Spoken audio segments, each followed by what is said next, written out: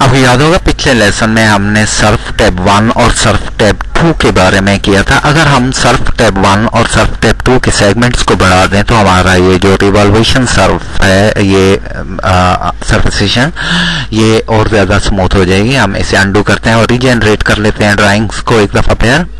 इस दफ़ा हम रीजनरेट करने के बाद सर्फ टैब 1 कमांड प्रॉम्प्ट के ऊपर लिखेंगे। पहले सर्फ टैब के जो सेगमेंट्स हैं 6 हैं, इन्हें हम ज़्यादा बढ़ाते हैं ताकि बाद में हम रेंडरिंग प्रोसेस अगर करें तो वो ज़्यादा स्मूथ हो। इसको 30 की वैल्यू देते हैं हम, ताकि बाद में जब इन्हें हम रेंडर करें तो ज़्यादा स्मूथ वैल्यू हो और स्मूथ ऑब्जेक्ट हो।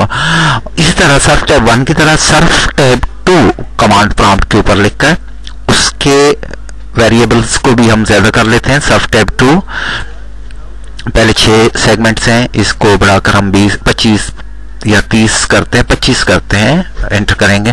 अब हम रेव सर्फ की कमांड यूज करेंगे इस ऑब्जेक्ट के ऊपर। रेव सर्फ कमांड प्रॉम्प्ट के ऊपर लिखकर इस दफा हम एक्टिवेट करते हैं और ऑब्जेक्ट सिलेक्ट करते हैं। ये पॉलीलाइन जो हमारे प्रोफाइल है और जिसके गिर्द घूमेगा उस लाइन को सिलेक्ट करते हैं। 0 डिग्री को जाने देते हैं और 360 डिग्री को जाने देते हैं, जिसके आसपास ये सरफेसेशन होगी। अब आप देखें तो पहले की बनिस्बत अगर हाइड करके इस ऑब्जेक्ट को देखें तो बहुत ज़्यादा बेहतर इसका रिजल्ट होगा पहले की बनिस्बत। पहले सिर्फ 6 सेगमेंट थे, अब एक टैब्यूलेशन में 25 हैं और एक टैब्यूलेशन में 30 सेगमेंट्स आपके मौजूद हैं जो इंतहाई बेहतर रिजल्ट दे रहे हैं और स्मूथ रिजल्ट दे रहे हैं सरफेसेशन।